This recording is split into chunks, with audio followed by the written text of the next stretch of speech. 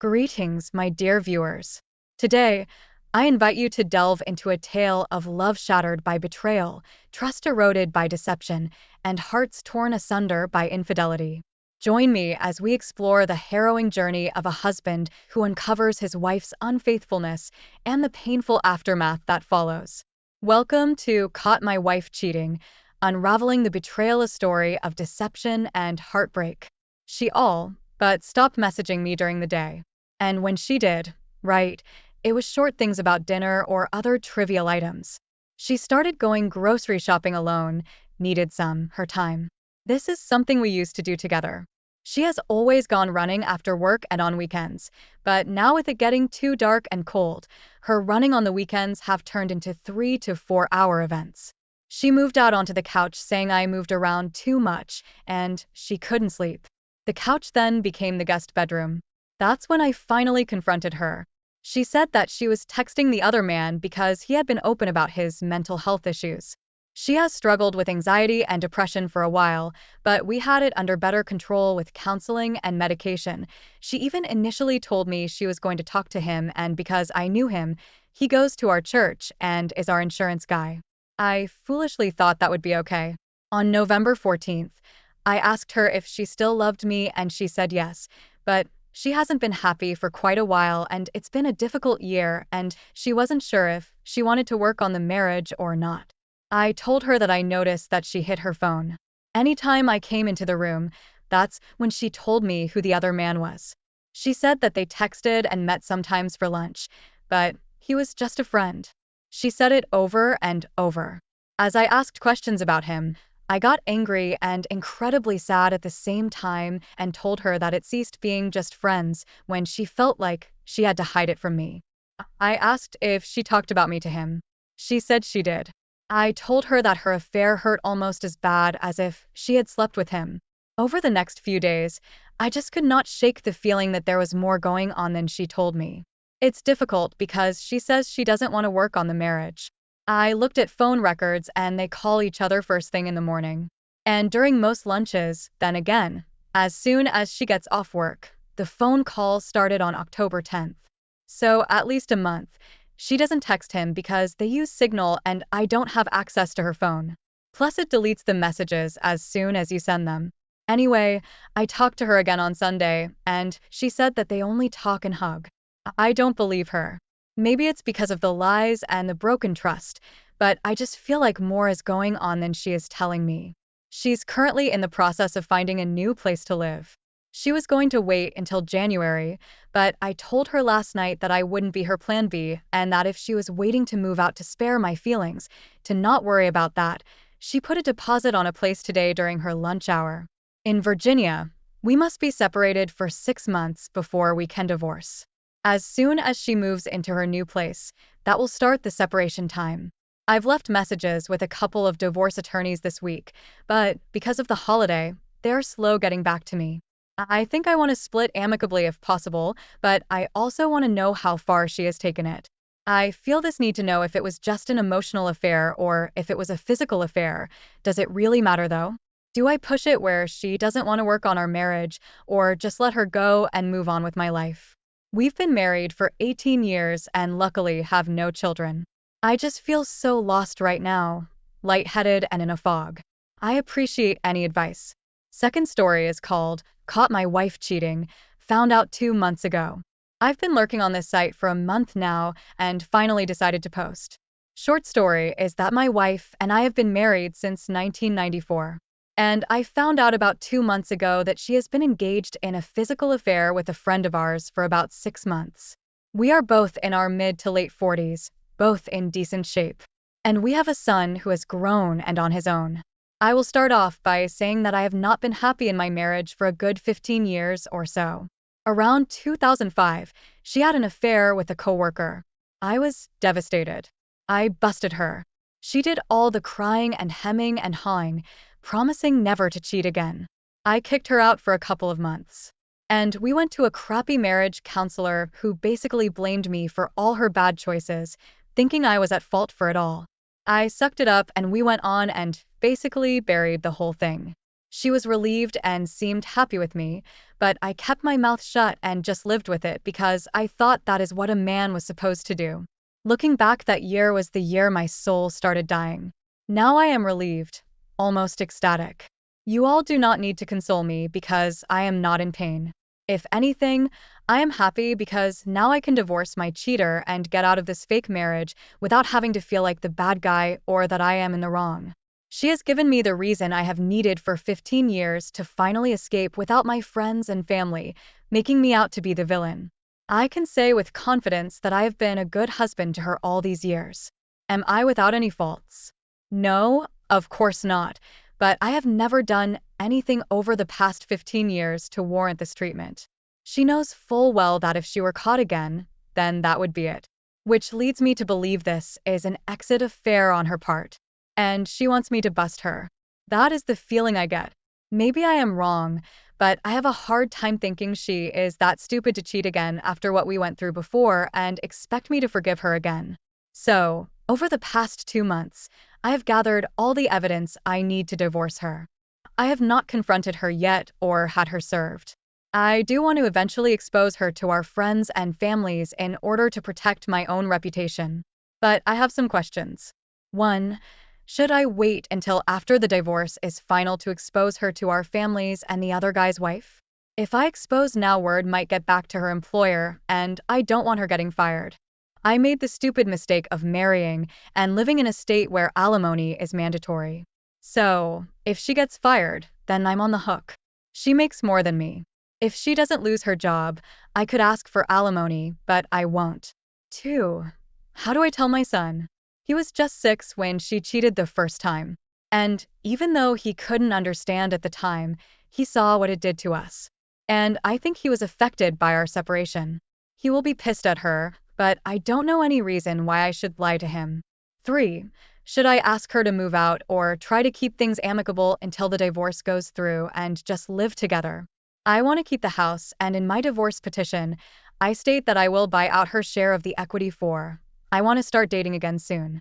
Is there anyone here who went through a divorce where you live with your spouse but dated other people? Or is it best to wait? Third story, caught my wife cheating. She is bipolar. Iguis. I really could use some advice. My wife is bipolar and has suffered lots of abuse growing up, including abuse by a family member and abuse by her abuser ex-boyfriend who is in jail. I am a private investigator and task force agent.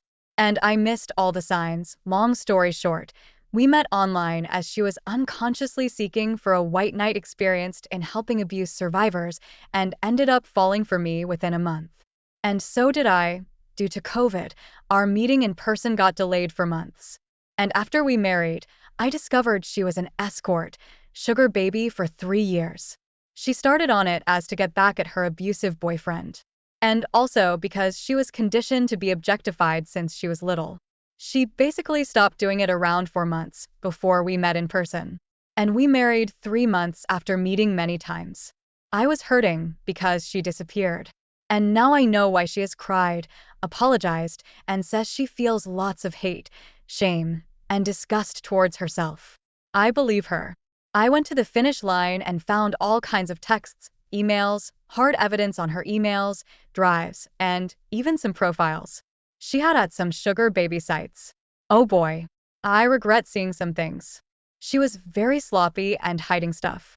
And once I got access to one email, the Pandora box opened. She is a student. And before I supported her financially, she had no income and no prospect of getting a proper job. The lies and the denial, the way she gets defensive is really tough on me. I offered her financial help before we met, and she didn't accept it. So, as you can see, she is not after my money. Not that I have much. How do I avoid lashing out? Our relationship and arguments can get dicey in seconds as she is bipolar. And I'm what's known as quiet borderline personality disorder, in which I suffer all the pain and lash at myself, not at her. Not a great combo, but the love we have for each other is gigantic. It's been only 1 month since I found out and I already forgave her. But at the same time, I have not forgiven myself over not seeing the red flags. Now, I feel I have to be extra vigilant with her. And she has agreed to disclose all her communications with me as I have. And we basically don't leave any room for anyone to be meddling in our relationship. I want to trust her again, especially since it happened before the relationship was real. But, for me, it felt real since day one. She says she only did it once or twice a month to finance her studies. But I don't know. Most days I believe in her good nature, and other days, I worry a cheater is always a cheater. I also feel that because it happened before our first kiss, I am being a bit oversensitive, but I was faithful for that whole year and I suffered intensely.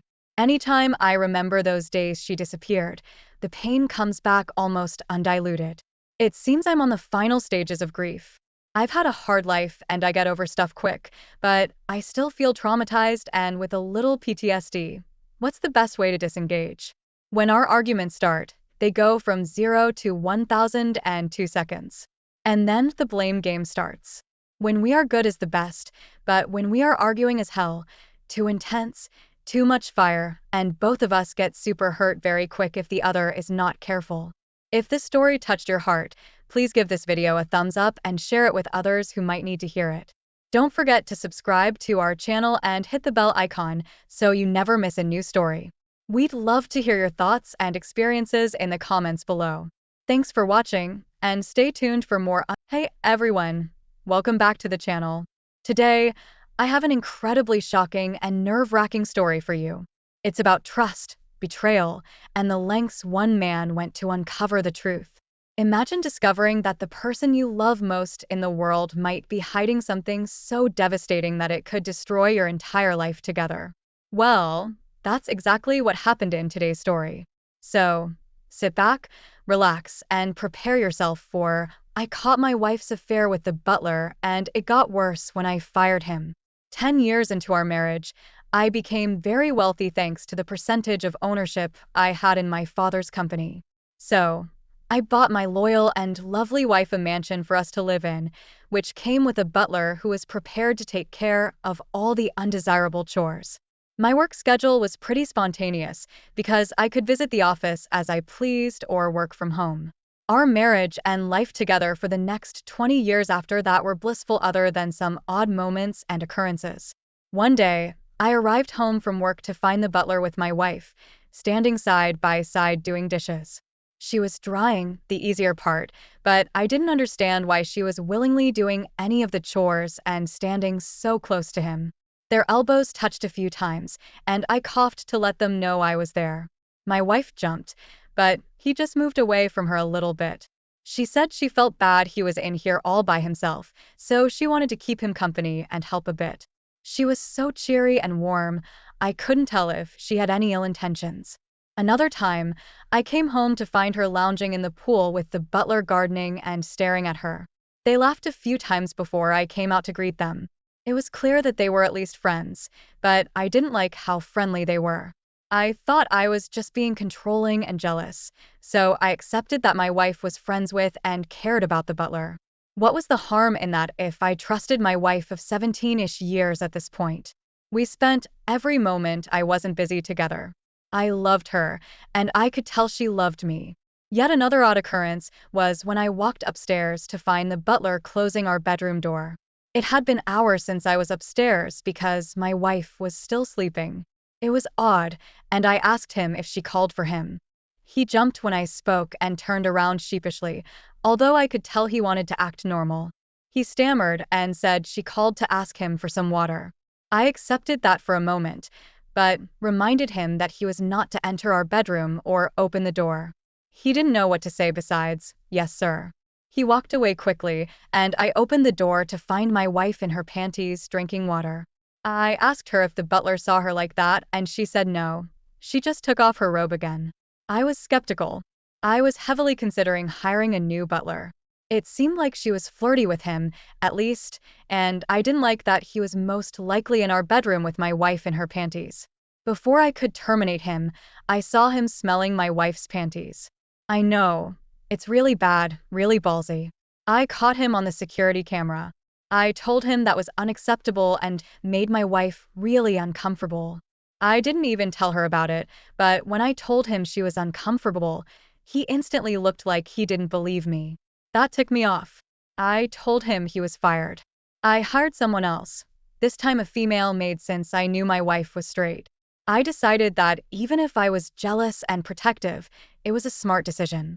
1 week later, I arrived home to find the maid outside gardening. I went upstairs and found the butler I fired coming out of our bedroom once again, except this time he was dressed in regular, but still kind of formal, clothes. He looked at me like he was amused, but inconvenienced because I was there and saw him. I asked him what he was doing in my house again, and he told me my wife hired him for something else. He said it with such nerve. All I wanted to do was punch his smug face. I told him to leave and not to come back, no matter what my wife told him. As he walked away, I went into the bedroom and found my wife wearing a skimpy little nightgown. I asked her what was happening, and she looked nervous. She said I was home earlier today than the week before, and I told her she always knew my schedule was spontaneous and not to change the subject. She turned red and told me I was freaking out over nothing. I asked her why she couldn't explain why she was here in her skimpy nightgown after the butler I fired just came out of the room. She was pretty stunned and said she hired him back for things around the house the maid couldn't handle. I asked if one of those things was helping her with her personal plumbing and lubrication. Her jaw dropped, and she couldn't look me in the eye. Her cheeks must have been burning. They were so red. It looked like blood vessels in her face were showing up. It was crazy. Her face never turned that red in all the 30 years we were together.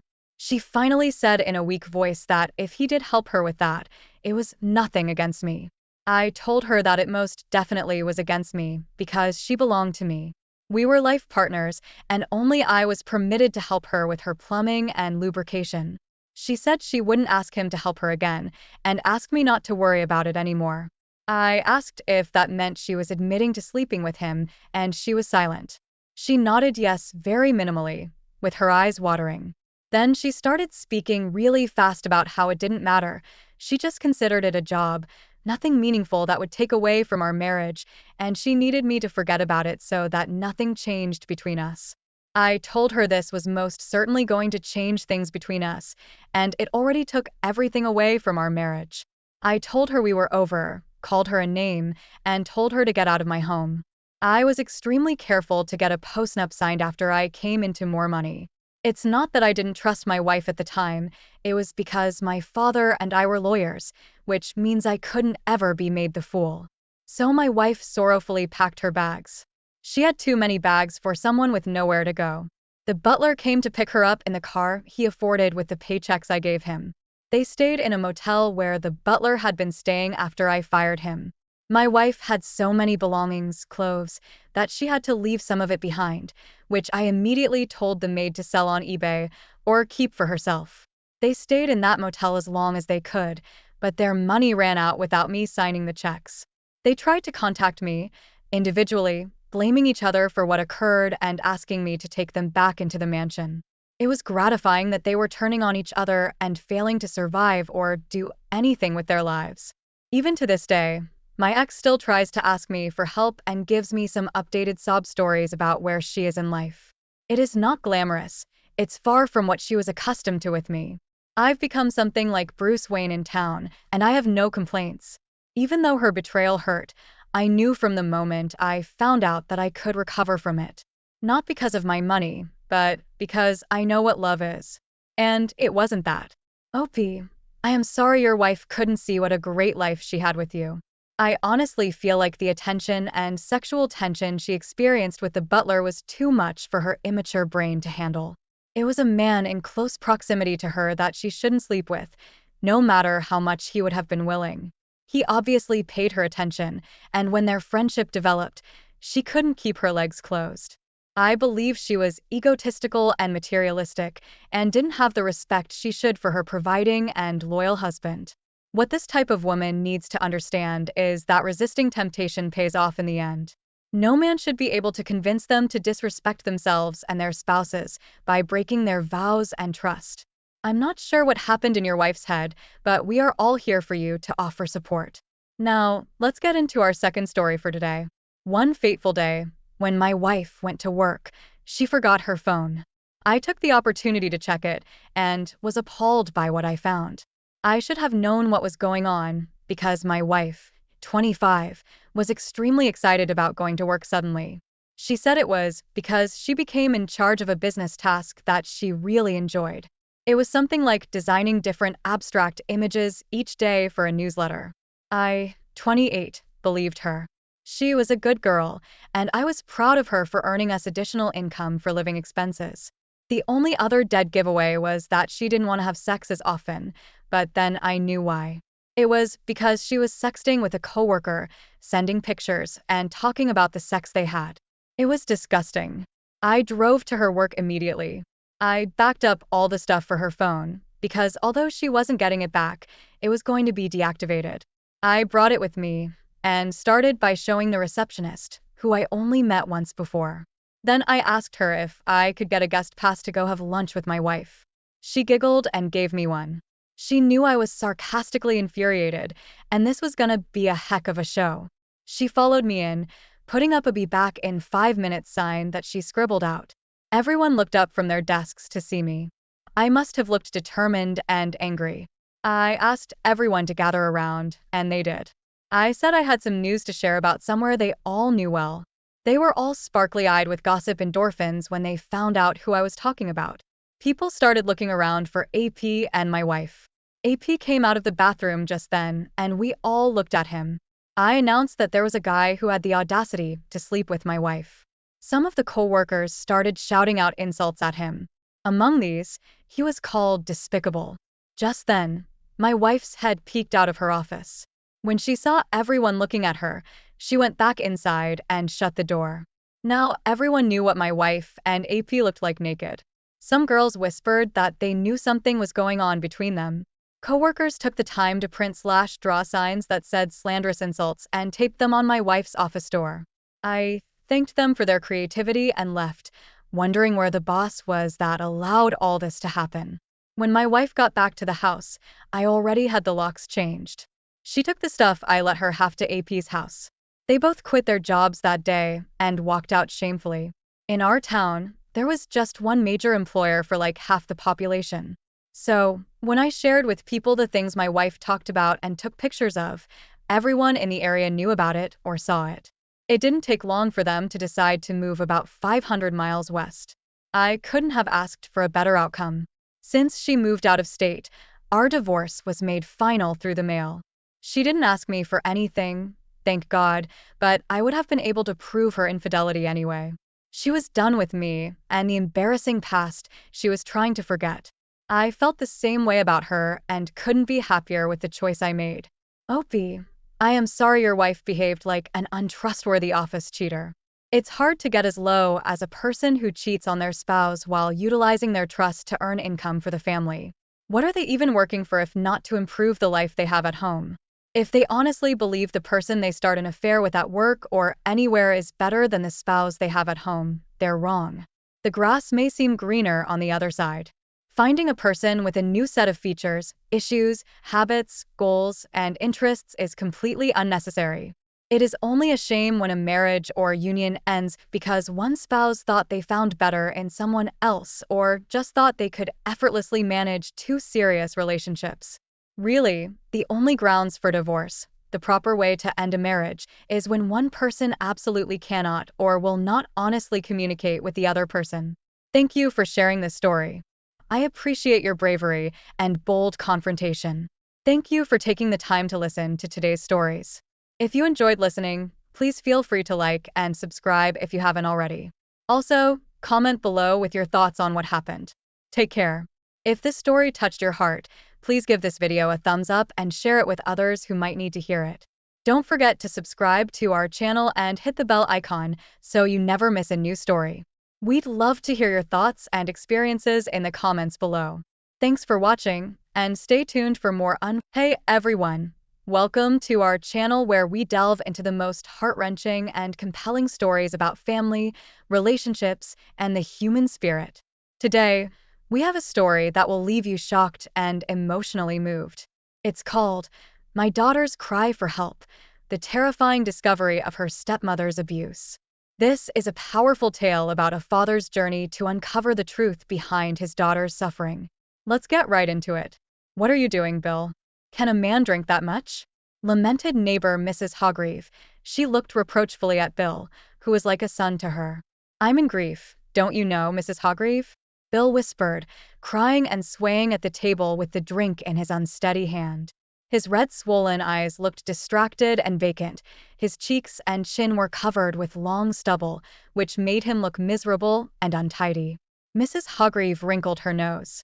Yes, you are grieving, but she's grieving too. The woman pointed her hand at the little, crying girl huddled in the corner of the sofa and looking from there frightenedly at her father. She may be 100 times more hurt and scared than you are. She's only 6 years old, and not only has her mother died, but her father has turned into a monster. Mrs. Hogreave stood in the middle of the room, her eyes sparkling angrily. She turned to the little girl and spoke to her. Now her voice sounded very soft and gentle. Come with me, Esther. Daddy will come and get you when he gets a little better. Esther immediately responded to her neighbor's affectionate appeal, ran up to her and wrapped her little arms around her. Her little eyes looked hopefully at the kind elderly woman. And you, Bill, get yourself cleaned up and stop drinking. Esther will stay with me for a while. And remember, you are the most dear person in the world to her now, and you have to think about her first now, and not about how you're hurt and miserable. Mrs. Hogreave took the girl and left. There was an oppressive silence in the house. Bill's hand reached for his glass, but he suppressed that impulse. Mrs. Hogreave is right. It is necessary to live at least for Esther. The man collapsed face down on the sofa and tried to forget himself in an anxious sleep. Before his eyes, as on a film, flew all his family life. Here is his beloved Helen, beautiful and happy in her wedding dress. She happily tells him, "You and I are going to live happily ever after." And then suddenly a very recent picture came to mind in which she, pale, exhausted by illness, with a headscarf on her head, was speaking again. But now her voice sounded quiet and sad. You should take care of her, Esther. Don't leave her. Bill shuddered at these memories and cried again, this time of great shame in front of his wife for not coping. A few days later, he, clean-shaven and sober, stood on Mrs. Hogreave's doorstep.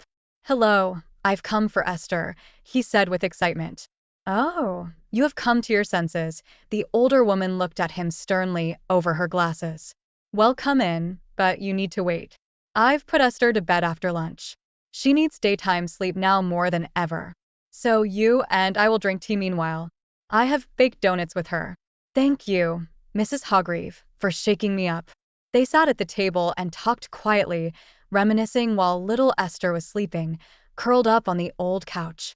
That's how my son used to sleep, Mrs. Hogreave said, looking at the girl. He was so cute. And then he had an accident at work. It was like I lost my meaning in life. I didn't know why I live, why I work. You are luckier than me, Bill. Look, there's the meaning of your life, sleeping on the couch. Esther woke up exactly 1 hour later.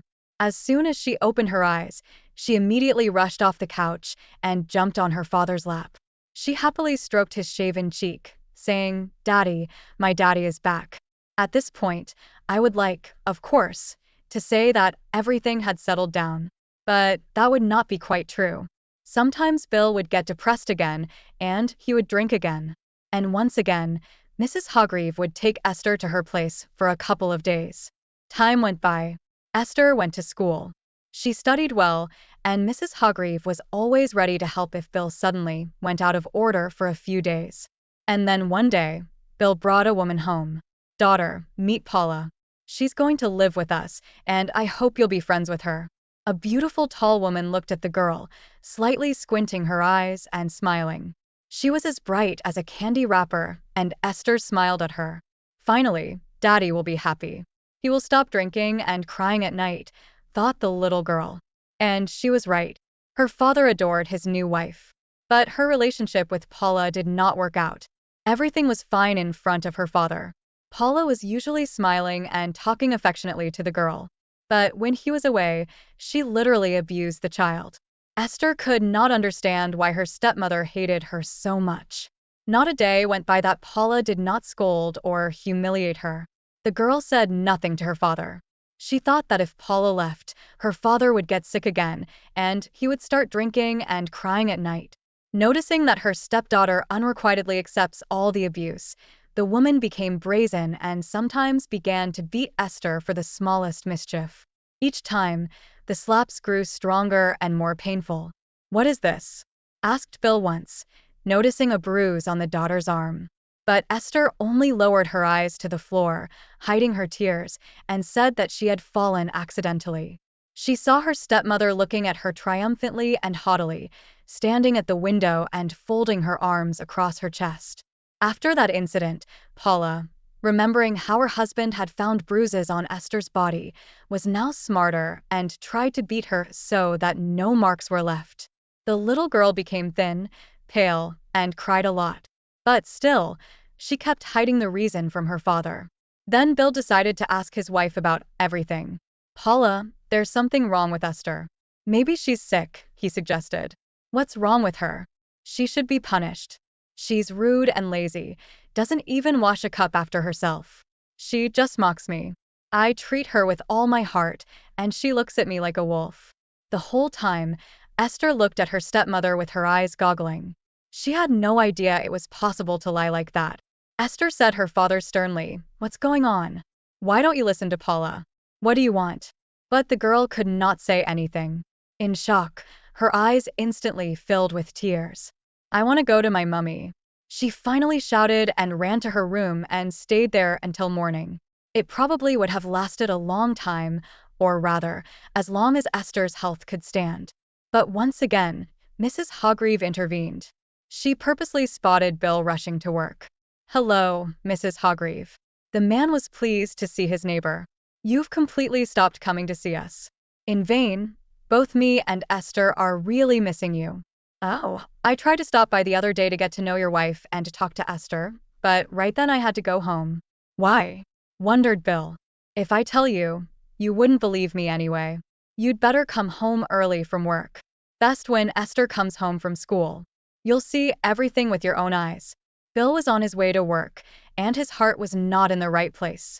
There was something in his neighbor's words that made him uneasy, prevented him from thinking about anything else but what was going on at his house while he was away. Why has a good, obedient girl become frightened, withdrawn, and worse at school? Paula says Esther is silly, but she isn't. She's always been praised at school, thought the man. A little later that day, Esther had barely come home from school when her stepmother met her at the door with a wet towel in her hand. "Well, come in, you poor thing," she hissed threateningly. "So, you want to go to your mother? Well, I'll give you such an opportunity. She's probably waiting for you there, you ungrateful little wretch." She slapped the girl on the back with a wet towel with a kind of rage. Esther cried, screaming in pain. "Stop it at once." Suddenly heard Bill's voice from the threshold. He decided to take his neighbor's advice after all, and what he saw made his hands shake. "Bill, darling, I didn't do it on purpose. She just drove me crazy. Let's give her to your mother, or to an orphanage. It's not my fault." "I don't know why she makes me so angry," shouted Paula. "Are you crazy? An orphanage? I'll put you in jail." "I never thought you were capable of such a thing." Bill rushed to his daughter. "Honey, tell me where it hurts." "Forgive me, my little one." Esther hugged her father tightly around the neck and cried loudly. All the tears she had not cried for all that time were rolling out of her eyes in a hail of tears. Mrs. Hargreave quietly entered the room and looked with unconcealed contempt and hatred at Paula, who was packing her suitcase. "People like you should be imprisoned or isolated from society for life," she said to Esther's stepmother. But the woman only smirked in response. "It's not my duty to take care of other women's children." "So why did you marry him? You knew he had a daughter, didn't you?" resented the elderly woman. "Are you really that silly?" I just thought I'd eventually persuade Bill to put the girl in a boarding school." "Get out," shouted the man, still continuing to hold the girl close to him. "Otherwise, I'm not responsible for myself." Paula, with her head held high, rattling her two suitcases, walked away. Bill held Esther in his arms for a long time, saying, "Forgive me, my dear, that I didn't see or hear anything. You've been through so much. Remember, you must always tell me if you have something that worries you. I'm your daddy, and I'll do anything to make you happy. You're my joy, you're my life, and I love you more than anything in the world. And I love you very, very much, Daddy. A child psychologist worked with Esther for a long time afterward, and now the girl is fine. Bill did not marry again after this incident. It was enough for him once. He says that his daughter is dearer to him than anyone else in the world. And Mrs. Hargreaves is still helping them in the neighborhood. If this story touched your heart, please give this video a thumbs up and share it with others who might need to hear it. Don't forget to subscribe to our channel and hit the bell icon so you never miss a new story. We'd love to hear your thoughts and experiences in the comments below. Thanks for watching, and stay tuned for more. Welcome back to the channel, dear listeners. Tonight, we delve into a tale of betrayal, deception, and ultimate justice with our story titled, My Wife and Her Secret Lover Plotted to Kill Me, but I Turned the Tables and Exposed Their Devious Plan. Gather close and listen well, for this story will take you on a journey filled with suspense, unexpected twists, and a shocking revelation that will leave you speechless. So, without further ado, let us begin. Edgar grew up in a simple family of schoolteachers. They lived modestly, but his parents did their best to bring up their son well, to instill in him good qualities and habits. The only thing they could not give was financial well-being. But Edgar was able to achieve everything on his own. He tried his best, met the right people who steered him in the proper direction. And by his 40 years of age, Edgar was already the owner of a profitable business with an income of hundreds of thousands. 7 years ago, Edgar had the tragedy. His beloved wife and daughter died in a car accident. On that fateful autumn day, there was dense fog and the road was too slippery. The driver warned Edgar's wife that it was dangerous to drive out in such weather, but the woman insisted, as she had long promised to take her daughter to a children's performance. The driver had to agree, and everything ended up in a tragedy. A truck drove into the oncoming lane, the vehicle skidded, and the driver was unable to avoid a head-on collision. Edgar was deeply affected by the loss of his loved ones, and decided that he would never be able to tie his life to someone else. The memories were too fresh and painful. So he lived alone with a Labrador, his lost daughter's pet.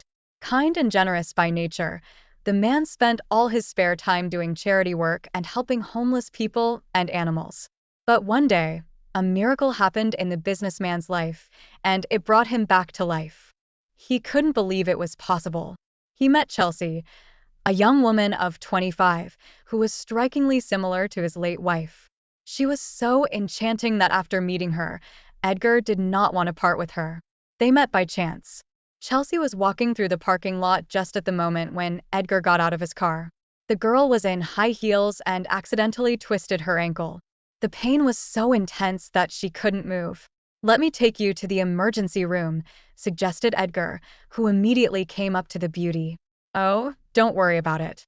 I'll put ice on it at home and everything will be fine, smiled the woman. Edgar, of course, could not let her go and offered to give the stranger at least a ride home. On the way, they got to talking, and Edgar was surprised at how cheerful, confident, and sociable the young woman was. When they discussed pets, she sadly told him that her Labrador had died several years ago. She could hardly hold back her tears when she was talking about her dog, and Edgar realized that he had met not only a beautiful and clever woman who was very similar to his deceased wife, but also a sincere person with similar interests. Thinking that he was very lucky, he immediately asked her out.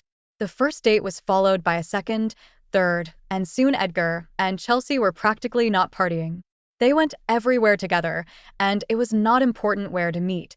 In expensive restaurants or small eateries, walking around the city, going to exhibitions or shopping together for groceries. The affair was developing so rapidly that very soon Edgar introduced Chelsea to his friends as his bride. Only his friends and companions did not share his joy and did not understand how he could be so deeply attracted to the greedy, in their opinion, girl. They tried to warn Edgar not to make a mistake by marrying her, but the man explained these conversations as the envy of his friends, tired of their family life. Despite the disapproval of Edgar's entourage, the wedding took place, and after this, many have noticed how the man has changed. He became more open to communication, was always in a cheerful mood, and willingly visited friends, proudly boasting of his young wife. But time went on, and soon Edgar began to notice his wife's strange and unpleasant behavior too. Chelsea became aloof, secretive, unkind, often avoiding intimacy with her husband under the guise of urgent matters. There was no longer that gleam in her eyes, which he had been so fascinated by when they first met. When she called someone or texted, she always went out into another room. One day Edgar even noticed his wife being rude to his Labrador and realized that a person who truly loved animals was unlikely to do that, and that meant only one thing. Chelsea had tricked him, for some reason, the first time they met. It was around this time that Edgar hired a new gardener upon his wife's request. "Honey, I love roses so much. We have such a wonderful plot of land, a lot of space but no flowers, and the garden is kind of untended." She dreamily began a conversation once, trying to encourage her husband to changes. "I want to plant bushes and plenty of roses. I want the house to be drowned in roses." "Of course, my love. Everything will be just the way you want," agreed her husband without any suspicion. Thus, Spencer appeared in his house, and soon the owner began to notice how money and some valuable things began to disappear from the house little by little. Of course, these were small sums compared to his wealth, but Edgar, who had been used to knowing the value of money and controlling his spending since childhood, was not happy with such a state, and he was not going to tolerate thievery in his own house. The last thing Edgar wanted to think was that Chelsea was involved in the disappearance of the money, but before the arrival of this woman in his house, such cases had never occurred. In addition, the relationship between his wife and the gardener seemed suspicious to him. While Spencer was working in the garden, Chelsea behaved with him in a reserved, business-like manner, as with the other staff, keeping the necessary distance. But as soon as they were in those places where they could not be seen from the windows, their style of communication changed abruptly, and they behaved as if they were old friends. Edgar was not ready to put up with being made a laughingstock and decided to gather evidence and reveal the strange couple. At first, he thought about hiring a private detective, but then he gave up the idea. He could not believe that his wife was capable of such a thing, and it seemed humiliating to the man to involve a stranger in the case. The whole situation greatly disturbed Edgar, and one day he could still not stand it and shared with his best friend. "You should check her out. Maybe you should play a trick on her to expose her," suggested his friend. Edgar liked the idea, and he decided to act. He staged an accident with his car, made sure that his wife was told about it urgently, and he spent a few days in a private hospital. After waiting a while, he returned home and, in an atypically loud voice, told a concerned Chelsea about the state of his health. "Darling, I'm lucky to be alive, but unfortunately my head injury is serious. The bump damaged my eardrums and I lost my hearing. From now on you should write me whatever you want to say, and from tomorrow I will start learning to read lips." "I have already found a teacher," lied Edgar to his wife, who sighed heavily, showing how worried she was about him. "Oh, how terrible it is. Why do you have to go through all this?" wailed Chelsea, smearing fake tears on her face. Of course Edgar heard everything, but from that day on the man had to be very careful not to give himself away, and to be able to listen freely to everything his wife talked about with the gardener. He quickly discovered that this Spencer was no gardener, but a longtime associate of his wife. They were lovers, and had long been deceiving wealthy men. Now their victim was to be Edgar. They carefully gathered all the information about his interests and habits. Chelsea even had to dye her hair to look more like his late wife. The woman was a master of the art of seduction and could captivate absolutely any man. The swindlers set up everything so that Edgar would definitely pay attention to Chelsea, and then she turned on all her charm and skill. Having gained the trust, the criminals were going to poison the businessman, but fortunately his sudden deafness blunted their vigilance.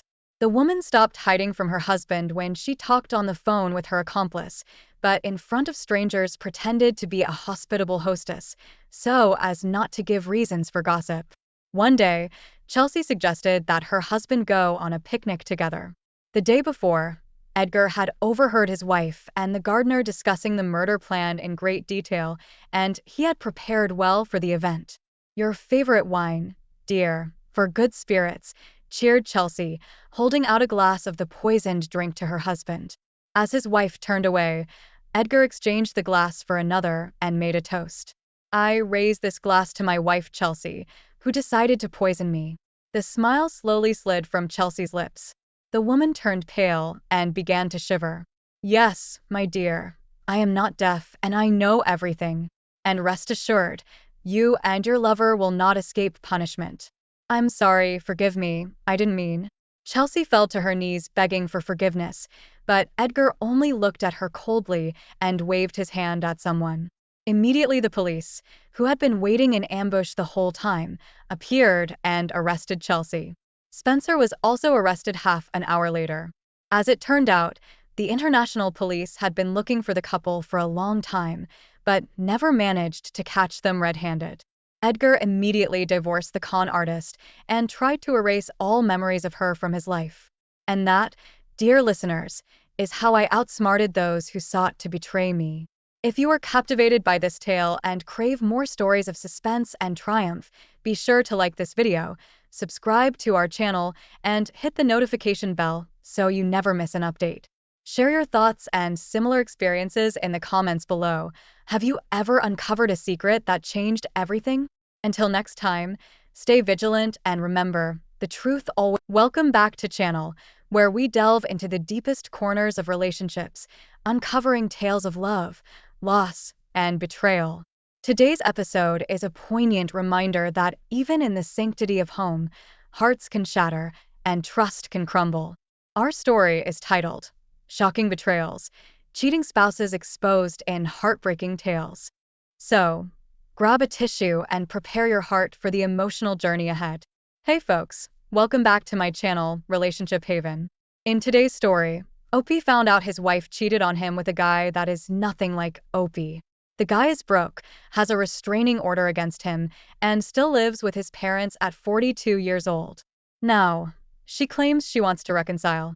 In today's second story, Opie found out his wife cheated on him with her adopted brother. Now, let's get into today's stories to find out what happened. I'm contemplating divorcing my wife of 16 years and mother to my 4-year-old son.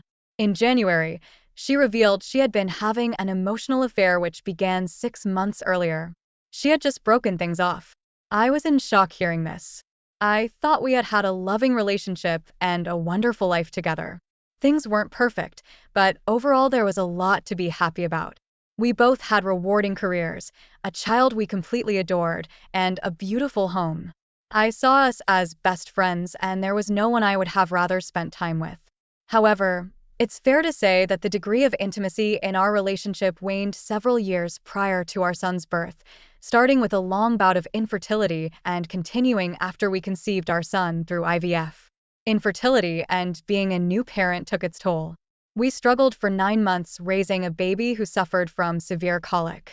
One time, our baby was screaming so loud that a neighbor called the police to do a welfare check. It was rough. The colic subsided, but bedtime still seemed never-ending. It was only very recently that our son moved out of our bedroom to start sleeping in his own room. I don't think the word exhaustion does justice to the feelings we've mutually experienced. In my mind, there were challenges of parenthood, ones we shared equally. When my wife expressed worry about the lack of intimacy in our life, I knew on the one hand that she was right, though I didn't know how to change things. On the other hand, it seemed like the demands of being a new parent offered a reasonable explanation. I also believed that intimacy was something that could or would ebb and flow, more the former in those early trying years. My wife didn't feel the same way. I think she saw our lack of intimacy as a failing in our relationship and was deeply unhappy about it, more so than she was willing to admit. Then she met her affair partner and was somehow awakened to the true depth of this void in her life. We started seeing a couples therapist in the fall. Unbeknownst to me, her affair was playing out in parallel. I felt a deep distrust after learning about my wife's emotional affair, and small details nagged at me. Was this exclusively an emotional affair, or did more happen? What was the extent of their relationship and how meaningful was it to her? Over the course of several months, I uncovered many details that weren't really volunteered, or rather, I was able to dig up information through my own investigative efforts. For example, data recovery, monitor emails, checking browser history, and so on. With each new detail came a new revelation, and I learned that much more had happened than I was first led to believe. My wife went out of town on 3 overnight trips during the past fall and winter. Each time I gave her my encouragement. She was leaving to work on writing projects or go snowshoeing with friends, and I believed these were activities to be nourished. I stayed home and took care of our son. Later, I learned that she met up with her affair partner on every single trip. I learned that they had exchanged sexually explicit pictures and videos. Unfortunately, I saw some of this material too. I learned that they had sex on many occasions. They told each other, "I love you." At some point, they envisioned a future together, but needed to be patient while biding their time. However, in January, my wife decided to break it off with her affair partner. Things did not go well. She was on the receiving end of abusive and threatening text messages. My wife became very controlling with regard to her affair partner. I was urged to block his phone number and email address and Instagram account so that he could not try to contact me.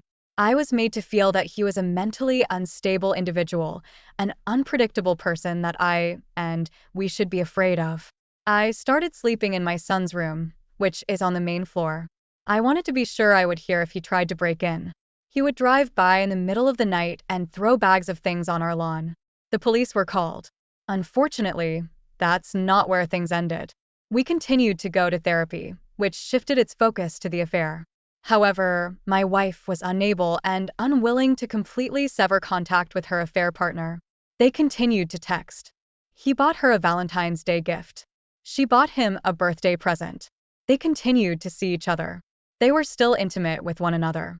One day, I slipped my phone into our car, turned the GPS on, and watched her drive to his house and stay there for 2 hours. It's hard to grapple with all the things I've dealt with, and it's hard to reconcile how my wife could allow herself to be in such a toxic relationship. Her affair partner is the polar opposite of me. He's unstable, broke, and lives with his parents. He's 42 years old. His ex-partner has a protection order against him, and he has only limited and supervised access to his own children. I don't know what to say. I loved my wife. I love our family. This is not what I wanted. Opie, here are my thoughts on the situation. You are aware of what has happened. You need to gather evidence and talk with a lawyer about your options. You do realize that as your wayward wife continues this facade, you're putting your own child's safety and well-being at risk. She's checked out of this marriage, which you're hanging on to and using lies, deception, and gaslighting as a way to keep you as a doormat. Check your state laws as to reasons for divorce. If you live in a no-fault state, it may make things harder for you. If you do seek legal advice, have any visitation on the part of the wayward wife stipulate no visitors of the opposite sex while having visitation, since you already know the affair partner is mentally unstable. Let's see what the comments had to say about this situation.